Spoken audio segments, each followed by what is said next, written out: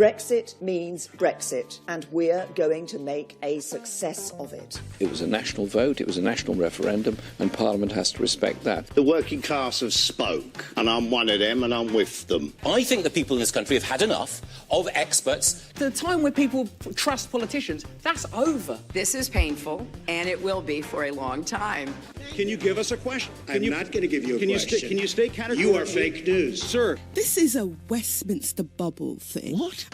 Hi, you're listening to Politics at the Edge, the Eastminster podcast from the University of East Anglia. I'm Alan Finlayson. I teach politics here, and I'm in a recording studio with my colleague and journalist professional, Claire Precy. Claire, what are we going to do today? So we're going to talk about the news media and democracy and journalism. Because it's really important right now. There are an awful lot of problems facing the news media. It's struggling, I think, on two fronts. Firstly, financial. The news media is struggling to keep enough money coming in, and also to do with trust. And we'll talk a lot about Leveson. We'll talk about the misinformation and how all of that relates to the democratic process. So really, if we can't trust what we read in the news, how can we make informed decisions about who to vote for? And if there's nobody producing that news because there isn't enough money coming in and there aren't enough reporters, what do we do about that?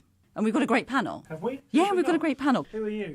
I'm Marina Prentoulis and I'm your colleague. I teach media and politics. What's your kind of special interest in that? Causing trouble. Okay, that's fantastic. true. Okay, who else have we got? Thank you. My colleague Ben. Ben, tell us what you do. I'm Ben Little. I'm a lecturer in media and cultural politics, and I'm currently working on the influence and power of the tech barons of Silicon Valley. And next to you is Sally. Sally, tell us about you. I'm Sally Broughton-Micova, and I'm a lecturer in communications policy and politics, so I look at the way all of this stuff is regulated. Mm-hmm. Fantastic. So you're the one who really understands all of these issues that Claire's If opened only up. regulators really understood how to deal with some of these issues. So, I said trust and financial problems. Are those the two big problems for the news media, or is there something else? What do you think? I'll start with Marina. Well, yes, I mean, traditionally, that's where we say this is the main problems, trust and money. But I think some of these problems, I mean, we make them sound as something new is happening, especially with trust. And I'm not sure that it's as new as we want to present it. I mean, there was always a problem with media and trust, and there was the old days, a good old propaganda, and we know quite a lot of that. So I think sometimes we're making too much with some of these issues. Ben, what do you think? Are those the two big key issues, or is there something else? Yeah, I think those are the two big issues. I think also the dynamics of social media are perhaps something which is new, particularly in the sort of interaction with politics. I think that, the trust issues have been there for a long time. Perhaps there is new stuff going on. So you agree with me, yeah? Yeah, I agree with you. I agree with you. I think, maybe what's happening with the decline in trust for perhaps the BBC, that's something new in a UK context. Yeah, you're right. Sally, what do you think? I think there is another piece of this puzzle. Yes, I think trust issues have been an issue in the media for a long time. That's not particularly new. Maybe we're having a bit of a low point in that regard. But there is something else that I see going on in society which is definitely of concern for the news media, and that is an increasing inability to deal with being confronted with things that are problematic or that you don't agree with. And this goes from the trend towards no platforming people across university campuses, which is very disturbing, to the way people are isolating themselves in their filter bubbles, which is maybe an old term now, but the way people's news environments are being limited by what they can deal with, and that is a serious problem for the role of news media in public discourse. Okay, so we should also talk about, we should bring people up to date and talk about Leveson, because that's why you're here. You've done a lot of work on Leveson, and just kind of for people who can't remember or it's just all too much, recap for us what it was all about. Well, it was a long time ago, wasn't it? I did eat, sleep, and breathe Leveson for a while, but that all kicked off in 2011. So it's been a long time, and that was back then we said the British press is in crisis. You know, this is a crisis for journalism and trust. It started off with a massive scandal when one of the big newspapers was found to have been using a private investigator to hack into the phones of a murdered girl, giving her parents the impression that she was still alive because there'd been some activity on the account. And when that came out, it blew out. It opened a whole bunch of stuff that actually had been discovered before by the Information Commissioner's Office, that newspapers had quite a history of doing this, particularly the tabloid press, not the serious press. which is a bit of a false division anymore anyway. But this led to a judge-led inquiry. We heard a lot of evidence from people in the industry, from major politicians, that uncovered some pretty shady relationships between the press and politicians, and also some very unethical practices on behalf of some parts of the news media. And we discovered that the self-regulatory body was not functioning properly. And that's changed, hasn't it? And that has changed. We have new regulators, new self-regulators. Mm-hmm. We have one that was set up basically very similarly to the old one by the publishers themselves, most of the publishers. And then we have another one called Impress that was set up sort of by civil society with some various donors, and includes many micro and smaller media. So we have sort of the big guns, and then we have a few who have stayed out of that process entirely. Yeah, well, I'm glad you mentioned Impress, because I spoke to Jonathan Hayward, who runs Impress, when he came onto campus last year.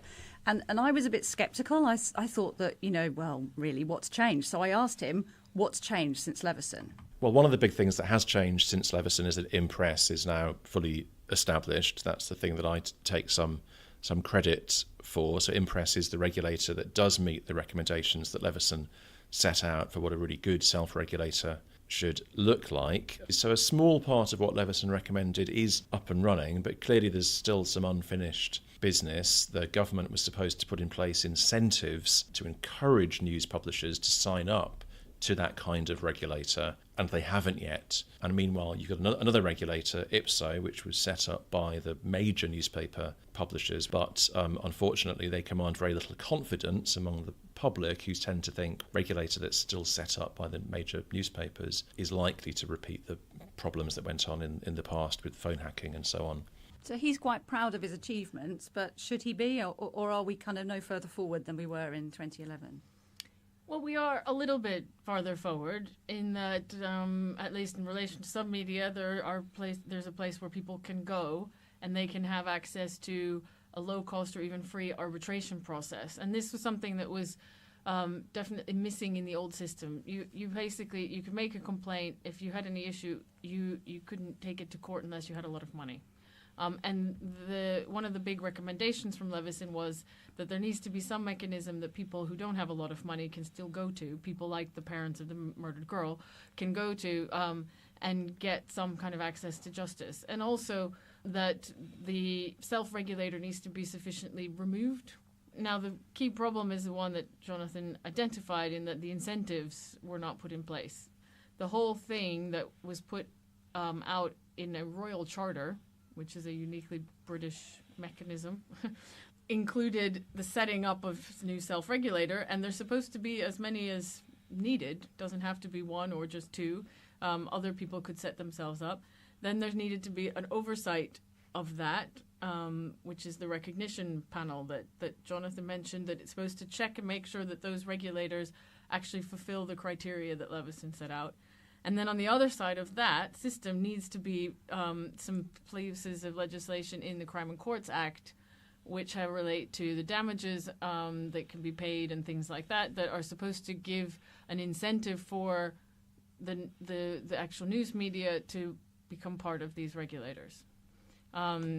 And then it's supposed to be cheaper for them, because also there's a problem of people who do have a lot of money going after media outlets and really killing them. And if there are those mechanisms in place, the news outlets themselves are also protected. Mm-hmm. Can I ask about that? Because that was the thing that at the time, I recall the press said we should be worried about, that this wouldn't be just used by regular people who had some grievance, but it would be used by politicians and rich people to stop newspapers saying bad things about them. Is there any reason to think that fear has any grounding? Well, politicians and rich people can already stop newspapers from saying bad things about them, because we have injunctions and super injunctions in this country which allow them to actually block things from ever even being talked about. Right? So if you have enough money and you can take a newspaper to court, you can stop them even ever mentioning anything about whatever it is that you don't want them to talk about. So if you're of that level, you have that power. I don't think that's the worry. What we're missing, though, is actually that protection on the other side that protects smaller media if they get in this, because if they are a member of a regulator, then they don't have to pay these court fees and damages. And that was the idea, is that they also have a benefit from being part of the system. So does this cover not just the big newspapers that everyone's heard of, but smaller magazines and smaller outlets? Well, that's exactly what Impress is actually covering now, is the smaller ones. And you have a lot of new media now. If we get into the whole issue of what's changed, we have a lot more micro media, we have a lot more local media that have stepped up, which are using new platforms, which are operating in a very different kind of business model. Some of them are, voluntary. Some of them are funded by various charitable institutions, and they don't have the capacity. They don't have big lawyers like the big ones have, and they need help. And so they're the ones that are part of Impress, for instance, and they can use that. They can get the legal support if they get taken to court. And they make mistakes. I mean, everyone in the news media is going to make a mistake sometime, you know. There are examples, not in the UK context that I know of, but in the US context, of very rich people shutting down news outlets. So, for instance, Gawker got shut down by Peter Thiel, who funded Hulk Hogan's court case against them. Now, you might, question the sort of the merits of a publication like Gawker, but the fact is it pissed off a rich man, and he got it closed down through litigation. So this is Peter Thiel, who set up PayPal, and now is involved with was advising the first government. Investor in Facebook, all of that sort of stuff. So. Yeah, interesting. All right. Well, while we're on the subject of Facebook, another guest who came up to talk to us at UEA last year was Alan Rusbridger, the former editor of The Guardian. And he was talking when he came about the problems with Facebook and the impact that has on the news media. Facebook is this giant sort of toad now, sort of sitting in the middle of something or other, and it's making unbelievable sums of money. And basically it's sucking all the advertising out of all the papers that just don't know how to cope with this. So it's a massive problem if you still believe in the old-fashioned thing of, we're going to send reporters out and they're going to come back and bring us the facts, because who can afford reporters any longer? The reporters are quite expensive, and getting facts is quite expensive. I mean, I remember the discussions we had about Facebook, and we all thought Facebook was this silly thing where people were telling each other what they have for breakfast. We couldn't see that it had any relation to news at all. And look where it is now, 1.23 billion people a day. It is the internet for many people. Can I come into that? Because as I listen to that, it is as if all the previous reporting, it was investigative journalism, which is not true. I mean, usually the cases that we refer to when we are talking about the golden age of investigative journalism, we have to go back to the 60s. And if you hear that, is that as if before we had Facebook and so on, there was all these people running around getting all the facts, and it was a very small number of people who were doing that for economic reasons, because it takes quite a lot of time, because people usually they follow certain trends rather than trying to expose certain things. So although I agree in terms of the role of Facebook today, it does make it sound as if there was this golden age, which I'm not sure if it was there. Yeah, you're right. You're absolutely right. And what has the news media done? It's followed each other from one story to the next. They follow. They go to press conferences. They churn things out. I mean, in a sense, it's hardly surprising that we are where we are. What about the impact, Ben, of Facebook? I mean, it has been huge, hasn't it? Yeah, I actually just wanted to follow up on this investigative journalism, Marina's point, really. And I'll come to Facebook in a sec. But what's really interesting now is that a lot of investigative journalism is actually happening in civil society organisations. So organisations like Greenpeace have their own investigative journalism unit, which then exists primarily to fill that void. So, the economics of journalism is changing, and some of the work isn't actually happening in newspapers anymore. It's happening in organisations which are funded in completely different ways. Or in hyperlocals, like the Bristol group that has started from a bunch of volunteers and now has a relatively sustainable little operation that does some really good investigative journalism at the local level. And the funding models are changing as well, aren't they? Yeah, so for instance, if it's Greenpeace or Friends of the Earth who are paying for the investigative journalism, that comes from their members. So then there's a need to, for these organisations to show high-profile successes and victories, and part of that is getting the newspaper coverage. So it's the newspaper coverage of the stories that they have they've broken effectively, which justifies them to their members, which then ensures more. So it's a completely, like, those sorts of things are working in completely different ways from the traditional models of journalism. And the Guardian, like Glenn Greenwald, is selling the Guardian and the New York Times stories of these hugely significant international. Like, the Guardian's not doing that research primarily themselves. But, I mean, forgive me for being a bit old-fashioned, but I am a bit worried about impartiality here because, Greenpeace are a campaigning organisation. They are there to... Well, they're not impartial. So, Exactly. but isn't that what the news media should be? Shouldn't we be providing some kind of impartial, where possible, best possible version of the truth to the... Yeah, possibly, ideally, but this never happened. So now what I think Ben is saying is at least now the other side, the good guys that they are trying to save the planet or other things, they have a chance and they're doing their own investigative journalism and they push these stories to the mainstream. But doesn't that mean the bad guys will do it too? Well, they've always been doing it. Yeah. I mean, They've always been the doing Daily Mail and Daily Express have existed already, right? What if we had this ideal of the balance and the impartial view was in broadcasting? It's the rules, right? They have to be, but the press has always been, partisan. Particularly in this country. So I don't think there's much difference in that. Don't say particularly in this country because I can bring other countries in now, which is really bad. But we can look particularly at an institution from this country in the BBC, and the BBC is trying to stick to that line of impartiality, of objectivity, all that sort of stuff, and it just doesn't read as it used to, because politics itself has become so much more polarised in the last few years. As a consequence of the 2008 crash, maybe. So this idea, this attempt at impartiality, this attempt at objectivity, is almost illegible given where people's political positions are now. Journalism's is an industry dominated by people from public schools or massively disproportionately represented. The most elite schools in this country. So that people going into journalism and being successful in journalism have a particular sort of worldview anyway. So I actually think, if Greenpeace are going to... Yeah, you're right, absolutely. Do some good work, let them do it. There is a major issue around class. But let's think what the counter case would be, right? It would be that the things the Daily Express, whatever did, the partisan investigative reporting, wasn't a good thing. And what was a good thing, though, was newspapers seeking stories that they thought of being of public interest and covering them and reporting on them. It seems to me what you're talking about is people who will be looking not just for waiting for stories to occur, but actively seeking things out to try and push their... That's investigative journalism. No, there's a difference between I already want you to think position X, I'm going to go and find a story that convinces you of that and call it investigative reporting, and just looking around and hearing about something and thinking we better find out more about that. That sounds like hang on. Really it doesn't work like that. It works a little bit more like Ben says.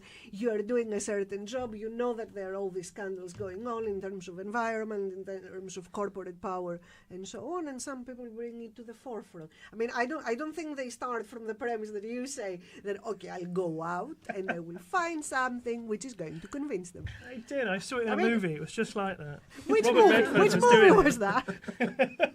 Don't forget that there's a role here for whistleblowers. Yeah, that's what she's talking about, right? Well, no, that's a little bit different. What she's talking about is people who are operating in a space and they're familiar with what's going on and therefore they know what direction to investigate in. But whistleblowers need a responsible place to go to, right? And they need to have adequate protection in order for investigative reporting to really work. I mean, we've have most of the major stories that have happened in the last decade have been from whistleblowers who have known that they can go to the Guardian, the New York Times, and WikiLeaks, and WikiLeaks. They can go to some trusted journalists, who will treat their information responsibly, right, and get their message out very widely, right? And so while Greenpeace might not be able to play exactly that same role, they might be able to do, what Maria was talking about in terms of they know some things that are going on and they can follow up and get some information and do some proper investigation. And I think there's a lot of space for that. And Global Voices is doing that, and others who are not so single issue are doing that. But there still needs to be some sort of stalwarts of mainstream journalism to which people can feel safe going to, and they still need the protection in order for investigative journalism to survive. Okay, thank you. We should pause there because you need to leave us, don't you, Sally, unfortunately? Yes. So we were going to talk about Facebook. We got a bit sidetracked. Alan Rusbridger was mentioning the financial problems of Facebook. You know, he was saying basically they're sucking all the advertising out of the industry, and that's one of the reasons why newspapers and the news industry is struggling. Is that borne out now by what's happening? So I think, you've got to look at the revenues they're getting, and Facebook's making like 40 billion a year in advertising revenues, and that 40 billion, not all of it's going to be sort of new economic growth sort of stuff in the advertising. Some of it's going to be coming from somewhere, and a lot of that is coming from newspapers. And I think a couple of years ago, things were looking very, very, very bleak indeed. Revenues declining by like 10, 20% at most sort of former print titles. Huge staff layoffs, all of that sort of stuff. It looks now possibly that things are starting to turn. Now there's been a lot of effort and energy put into subscriptions, and particularly digital subscriptions. So the New York Times now has over $1 billion in revenue due to the increase in subscriptions, which is massive. That's the largest it's ever been. And the Guardian is actually increasing in terms of its income. So this suggests that maybe something's changing, and maybe what's happening is the newspaper industry is moving towards something like has happened for television with Netflix and Amazon Prime. So the funding model is going to be subscription-based. Now, the thing about Netflix is that Netflix managed to make a business in an environment, a very successful business, in an environment where basically all of their content was available for free. Yeah. So we remember Kim.com, Mega Upload, all of that sort of stuff. You could just go and access all the TV content you wanted for free. But people chose to pay for it partly because it was convenient, partly because Netflix had good branding, I suppose, and had also a good because user it's more experience. reliable, isn't it? Yeah, and it's definitely legal, so there's this sort of ambivalence about ambiguity about whether things, watching stuff online was legal or not. So Netflix made this successful business out of making people pay for something which is freely available anyway. And it looks like that's what places like the Guardian and New York Times are doing now, is that they've got a business model which means that even though you can access all your Guardian articles for free online, people are still choosing to pay whatever it is, 50 quid a year to be a member, and that's starting to pay off. So that's interesting. It's one of those things where, a new sort of dynamic enters the industry for newspapers, Facebook, Twitter, Google totally shift the advertising landscape. And after a few years, these companies start to find a model which works. Mm-hmm. We haven't talked about politics much, have we? And politicians, and that was something that Alan Rusbridger brought up. And he was talking about how social media has changed the way that politicians behave in relationship to the traditional media. Donald Trump can now reach 25 million people with every tweet. He doesn't need to go via newspapers. He can speak directly to 25 million people.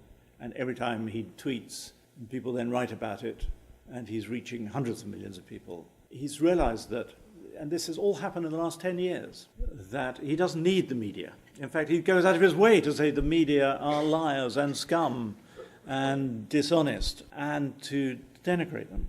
So how much of a problem is that kind of thing with Trump and his tweets? Well, he's right, obviously, yet Trump does that, and he doesn't care very much about traditional media, and he doesn't care very much about what he's going to say, and he's just trying to attract the attention of the people, and he has the attention of the people. The problem, however, is to make the media sound as if they're the main reason why Trump is where he is, and they're not. I mean, okay, he found a vehicle, Twitter, new media, and he's using them in a certain way, but there were other grievances that they have to do with American democracy and democracy more generally, and this is why Trump is there. So what I'm trying to say, people sometimes make too much of the media, but they forget that there are other reasons behind, and this is just a vehicle. On the other side, apart from having Trump using them, Twitter and other social media like that, everybody can do that, and other people are attracting quite a lot of attention, and all of us, we have a few thousand of Twitter followers that we wouldn't... I don't use it. Follow Ben? Well, I don't... Ben Little. I don't use it that much. How many followers have you got? 1,500 or something. How can you have fewer followers than me? You're famous. Because when I was doing, for example, the big media and BBC and stuff like that, I didn't have Twitter. I just had Twitter after I did that. And I don't use it. Sorry, but I find some of the stuff that some of you are doing on there a bit pretentious. Yeah? I have opinions. Have you just got... I have opinions. And I'm not very good at that. I do have opinions, but I'm not trying to have opinions. It's a particular skill. It's a particular Okay, skill, like wait. academic Twitter. I think I've just been burned. I'm not talking about you, but there is something there. You have to be provocative, and you have to sound as if you have an opinion about everything. And that's what Trump's good at, right? Yeah, and he's good, and I'm not that good at anyway. I mean, But I mean, the thing is to sort of take that and make that the reason for him being president or whatever, Exactly. and ignore the fact that there was this massive economic crash in 2008 that, like, you know, the entire economic system sort of went into freefall because people thought they knew what they were doing and didn't, like, and instead shifting the blame to Twitter. But the media's having to reframe the way it deals with people like Trump, isn't it? So rather than just reporting his tweets in headlines as fact, journalists are having to change the way they deal with that and thinking about fact-checking it before they put it out, because otherwise we're just spreading that misinformation. If they have time, but the time is what has changed quite a lot. So everybody has to move amazingly fast. And if you have to take a position because the tweet is out and everybody has seen it and you have to make a comment on that, I don't know if you have all this time to go and fact-check it. And this is, I think, the main characteristic of new media, the speed with which you have to have opinions, you have to go out. Yeah, and that's important. Okay, so no one wants to argue that Trump won because of social media or Twitter or something, but at the same time, Twitter, social media was part of what got Donald Trump and just enough votes for the Electoral College. Didn't win all the votes, didn't get the majority of votes, of course. Yeah, so it was an important thing in certain kinds of ways. It seems to me part of why it's important is what you've just suggested, is that it's a form of media which is both very fast-moving but also requires people to be quite shrill in order to get the attention and get the followers. Which I cannot do. And it drives a certain kind of tone and a kind of genre of political communication that is a little bit different from what we've had before, and creates a media environment in which some kinds of figures are going to flourish and others won't. But I mean, perhaps Twitter wasn't even the most important thing. Perhaps the most important thing was just the fact that he drew audiences to TV. Like, so, you know, Twitter was the way he expressed himself. Like, but, you know, he was a very strong TV presence. He was entertaining. He was controversial. He gave mainstream news outlets like the things they need to drive their ratings up, and that delivers advertisers. And he also attacked the media. Yeah. So that was part of the fun of showing him on TV. It's just look, here's CNN, and he's shouting about how awful CNN is.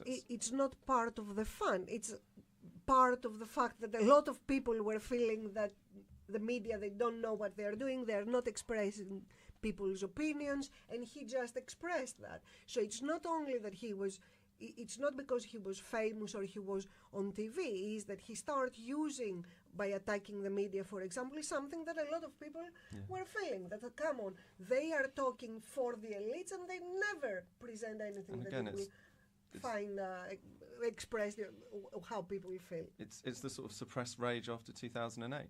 Yeah, it's still coming through. Okay, so maybe rebuilding trust is something that a lot of news organisations are working on at the moment. And Jonathan Haywood talked a little bit about this, and he talked about how he felt it was really important to rebuild trust, and that there were commercial reasons for doing so.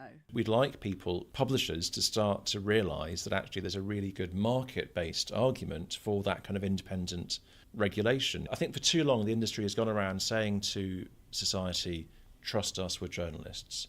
I think there may have been a time when that was a viable way of going about things, but I think, for all sorts of reasons, trust in institutions generally is low. And I think, publishers that actually want to command trust are going to have to earn trust. They're going to have to show that they're prepared not only to live by the sword, but to die by the sword. And I think independent regulation is a really important part of that. Okay, so our regulation expert Sally's left us, but can news organisations rebuild trust?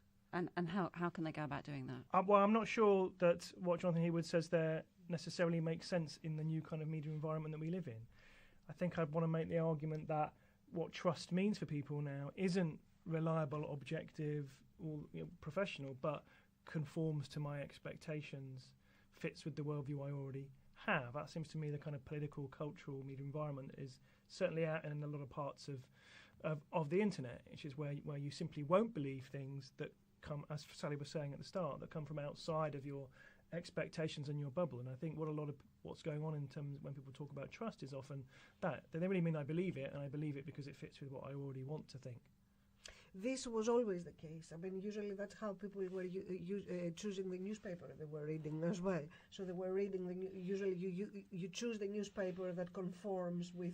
Sure, but it wasn't quite as simple as that, was it? I mean, the newspapers might have a variety of different kinds of opinions expressed in them within perhaps a larger frame, and there was also a certain expectation of some kind of professional activity of journalism that may have had effects in terms of excluding some voices, but had some kind of idea of standards around it. And it's very different from people looking to increase their hits, their Twitter followers, their number of followers on Facebook, or whatever it might be, where they're just directly wanting to affirm what people think in order to get more people on board. Okay, we should try and sum up. I mean, where does all this leave us? Are we with this changing media landscape? Are we in a better position as a democratic society, or a worse position, or where are we going? Actually, when I think about the future, I find it quite terrifying. So I have just no idea what's going to happen. Like, sometimes it feels like there's going to be some emergent democratic breakthrough and everything's going to be great, and other times it feels like we're heading into World War III. So I don't know. But it's not the media that are going to make this democratic thing suddenly emerge. My problem is that sometimes we're thinking the media is something separate without thinking how it works together with the political and social context at every moment. So yes, there are possibilities there. But there are serious problems, on the other hand, in terms of democracy and how, the same media are used by very authoritarian, if not fascistic, groups and so on. So there are possibilities, but there are also the disadvantages as well. So I think, well, given what we've heard, it would seem to me plausible to say that the kind of newspaper broadcasting media political system that we had up into the 90s and 2000s, that arrangement of how public debate was organised and held and communicated and who owned and controlled it, that's clearly broken down. And part of that breaking down was what Leveson was about, trying to rebuild it and give it a framework within which it might work. But it seems from what the two of you are saying that actually it's decisively gone, and we're entering into some kind of new arrangement of the relationship between communication systems, people's political activism, and how they form kind of thoughts, and how public opinion, whatever that is formed and shaped. But I definitely think the most important thing we've learned is that I've got way more Twitter followers than I both of have. you. And that may be to do with my narcissism, but I'm still going to stick with No, it. I'm not. It's not your narcissism. You are competing, and I'm winning. I'm winning. I've seen a huge narcissist. Okay, thank you all very much. Thank you, Marina Prentoulis, Ben Little, Sally Broughton-Micova, and thank you to you for listening. A quick thanks to BBC Sky and ITV for the news clips in our intro. Do subscribe to us, please, and share us on Twitter and Facebook if you like. And if you like this, there's more on the Eastminster blog, ueapolitics.org. And follow Alan. Yeah, follow Alan. He needs more followers. Thank you very much.